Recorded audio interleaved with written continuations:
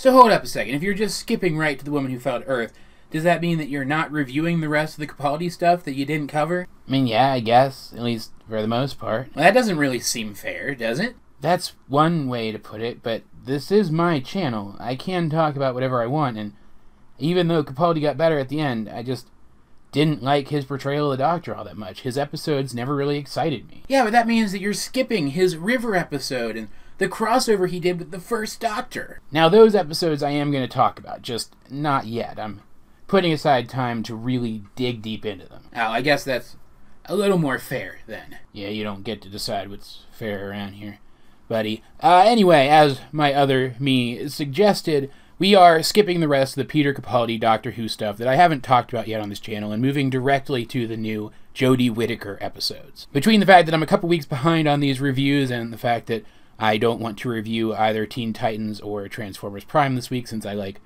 both of those series being at the same episode number because I'm a weird person, I've decided to dedicate all of the limited amount of time that I had this week after returning from Beach City Con to focus on this episode for today and the next episode for Monday. The show airs every Sunday now, so it does seem like Monday is going to be the day on which I review these episodes. I don't want to dig too deep into most of these. I want these to be my sort of on-the-surface, cursory types of reviews for the most part, because I want people to go and watch these. I don't want these reviews to even be anything resembling a replacement for the episode itself. Because, just to get it out of the way right away, Jodie Whittaker is fantastic as the Doctor, and these last two episodes have been really good. A step above even some of the most mediocre stuff from Peter Capaldi's run, if not some of the best. And this is her and the new writers and the new showrunner when they're just getting on their feet. I can only imagine how good these episodes will start to get once they've really hit their stride. Today we're talking about the woman who fell to Earth, in which a strange blue object, an almost plant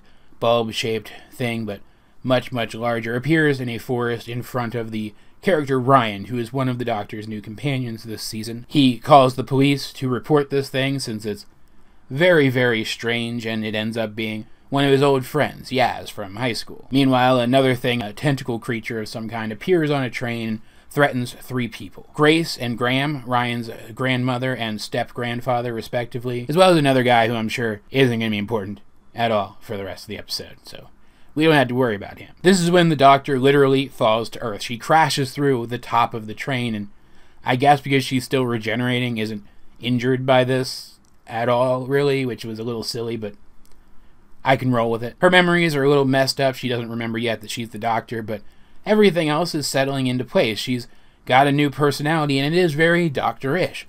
I like her personality a lot, and I'll talk about that a little bit more later. While nobody, Mick Unimportant, goes off on his own, the other two, Grace and Graham, stick with the Doctor. They want answers. They want to know what's going on. Eventually, their story overlaps with Ryan and Yaz's story. They all team up together to start tracking down this creature. Ryan takes the Doctor to see the pod thing in the forest, but it's already gone. It's moved. And we do see that it didn't move on its own. It turns out that things like this have been here before, and another human character whose name I don't remember, which is unfortunate considering what happens to him soon, he has been tracking where one of these things might appear next and intercepted it, taken it off on his own because he wants answers from the thing inside, an alien creature in a sort of power armor suit. It kills him, though, of course, because he's just a guy with a tire iron, and it's an alien in a robot suit. And eventually the Doctor and her companions do track the creature here. They discover the body and a video that the guy left claiming that these things at some point in the past took his sister. At first the Doctor thinks that this thing and the tentacle alien are going to have a fight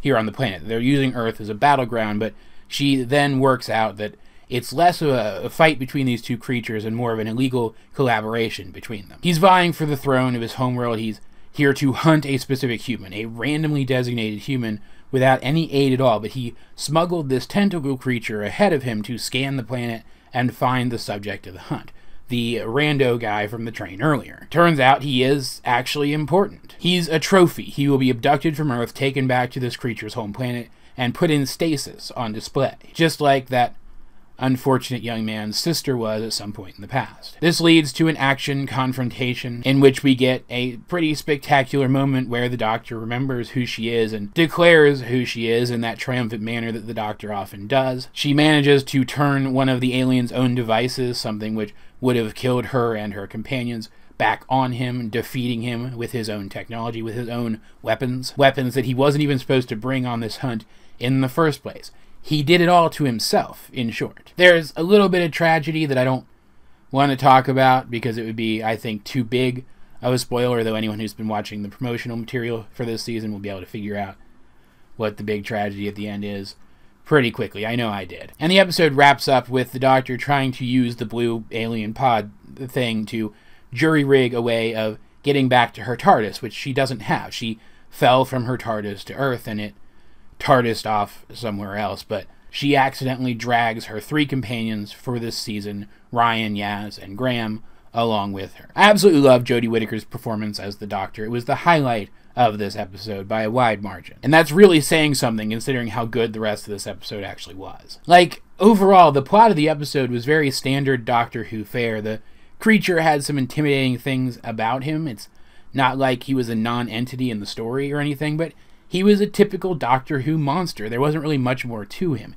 It is pretty clear that he's being set up, or at least his people are being set up as a larger arc threat, something that we will hear about and probably see again multiple times over the story arc of this season. But this one creature in this one story was just that. It was just one Doctor Who creature in just one story. He was creepy, he was menacing, he was threatening, but all Doctor Who monsters managed to be those things as long as they're written fairly well. But Jodie Whittaker as the Doctor and the other series regulars as her companions, they were fantastic. Whereas with Peter Capaldi's version of the Doctor, I had to warm up to the idea of even seeing him as something Doctor-like. Jodie Whittaker comes in here and she just is the Doctor. It's something that I can't really quantify. You just have to experience it for yourself. She actually reminded me a little bit of the 9th Doctor, which, again, I'll talk about that more in a second. Her companions, and not just her companions, but every human character in this show, minor or major, they all felt like real people. We got to know them very quickly. We learned things about them very quickly that endeared them to us. They didn't just feel like background characters in Doctor Who, characters there to be threatened by or killed by the creature. All of them felt like real people who had real lives, and I felt bad when any of them got hurt or killed. All the dialogue in this was used super effectively. Like, there's a speech that one character gives about another character at the end that, again, is really spoilery, so I'm not going to get specific about it, but it was emotional. You had gotten to know these people, and so hearing them speak about things that were emotional to them made you feel those emotions right along with them, made you empathize with them. And that's not something that Doctor Who can always do about secondary characters. But not only that, the dialogue in the speech was exposition-y, but not in a heavy-handed kind of way. We learned more about the characters and their histories and their relationships, but in a way that felt natural. And that's something that Stephen Moffat and his crew, working on past recent seasons of the show, haven't always been able to hit out of the ballpark. I've been going back and watching a lot of classic Doctor Who stuff that I hadn't watched in the past, and one thing that really struck me about the way that Doctor Who has always been handled as a TV show is it feels a lot like a stage play. Especially the really early stuff where you can see the backdrops tacked up to the wall and crap, but I mean, like, presentation-wise, it's always felt something like a stage play. Doctor Who, and a lot of BBC shows, let's be clear about this, feel very impersonal. There's a lot of wide camera shots and sweeping camera shots and pull-back camera shots, very impersonal shots. The directing on an episode of Doctor Who never really makes you feel immersed in this world. You feel like you're watching a story play out in front of you. And as Moffat continued to run the show, that became more and more apparent as his stories started to become more and more stale. Moffat was the kind of guy who wrote for big, spectacular moments and didn't really care much about the stuff that got you between those moments, from one moment to the next. And granted, some of Moffat's moments were the best in the series. Like, I really liked the whole Pandorica thing, for example. I thought that was pretty great, and when we finally found out what the deal was with Clara, it was also pretty freaking cool, even if the payoff wasn't. But as he continued to work on the show, he stopped really caring about the smaller moments in between those bigger moments, and that's another thing that reminds me of a stage play. Look at Harry Potter and the Cursed Child, for example. I haven't seen it myself, but from what I hear, it's really, really cool. There's a lot of really neat, spectacular, big, showcasey moments where they really pull out all the stops with the special effects, and it's a lot of fun to see. But as someone who has read I guess it's not really a book, it's the script, the rehearsal script that they published as a book, as someone who hasn't seen the play and hasn't been dazzled by those big moments, the moments in between those big moments, they aren't so great. And that's how the moments in between the big moments in Doctor Who started to feel recently, in recent seasons. But this episode, the directing is not only much, much better than anything we've seen on Doctor Who up to this point, except maybe in the TV movie that introduced the 8th Doctor, but it's also way more immersive. It's way more personal. It's way more in your face. There's a lot of camera angles that make you feel like you're right there in the action, like you're right there experiencing everything along with the characters. Not only is that just a fantastic change for this show in general, as I'm hoping that it will set a new standard for BBC productions overall, but it also really highlights the fact that this episode is one that's made up mostly of just small moments that are given weight, given time to percolate, time to find weight for themselves. There is no Pandorica opening moment in this. There is no grand moment where the Doctor stands up and runs off the alien simply by uttering his name. The moments in this episode are comparatively small, but they feel bigger because they're presented as bigger. They're presented as having more weight, and for a more personal level story like this, that's very important. It works really well. But that's not to say that I don't have any nitpicks about this episode at all. We do get a scene in this episode where we get to see the Doctor building her own sonic screwdriver since she doesn't have her sonic anymore. And while I did like the scene itself, I'm not sure about the design of the sonic yet. It feels way more industrial, which fits with the scene, but I'm not sure how I feel about it overall. I'm also not sure how I feel about the fact that the Doctor doesn't seem to want to call it a sonic screwdriver anymore. She's more apt to call it just a sonic or a Swiss Army sonic. It feels like a departure from the show's lore that's only there to distinguish this season from past seasons and nothing else, and I don't like stuff like that. At least I usually don't. It could turn out to be okay, but it could also turn out to be kind of annoying. I also have some small criticisms of the Doctor's characterization so far. Like, don't get me wrong, I still think the writing for her is top-notch, and I really liked Jodie Whittaker in the role.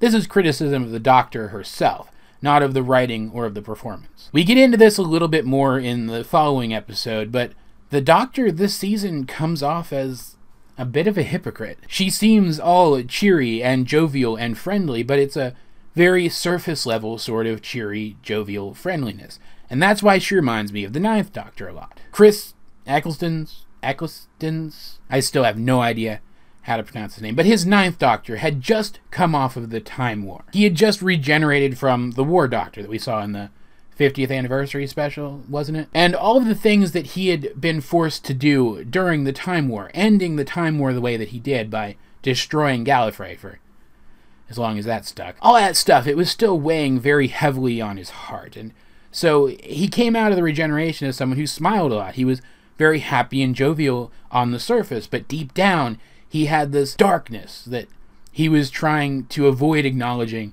at all costs because he wanted to move past it. He was trying to force himself past it, but he couldn't escape it. And considering that Peter Capaldi's Doctor was the mean Doctor, the grumpy Doctor, the Doctor who was worried that he was becoming like the Master, there is a darkness to him, too, that I feel that Jodie Whittaker's Doctor is also trying to avoid. And like 9, I feel like she's avoiding it in a very unhealthy sort of way. And my reservation here comes from the fact that I'm not sure that the writers understand that that's what they're writing. I hope that they do. I'd like to believe that they do. And if they do realize that that's what they're writing and this is where they're going with her character arc, then that will be fantastic. And I'll, again, talk about that more in the review of the following episode. Overall, though, regardless of these very small nitpicks and my few reservations about the season going forward, this was a fantastic premiere episode. I really loved it. I've watched it several times at this point. And if you are a Doctor Who fan who has been on the fence about this reinvigoration of the series, don't be. You will enjoy it. At least, you probably will. Most of you will. At least, I hope so. But of course, as per usual, guys, I'd like to know, what did you think of The Woman Who Fell to Earth? If you have seen it, let's get a discussion going in the comment section down below or over on my Discord, link in the description. But either way, this has been AJ22, and I will talk to you guys later.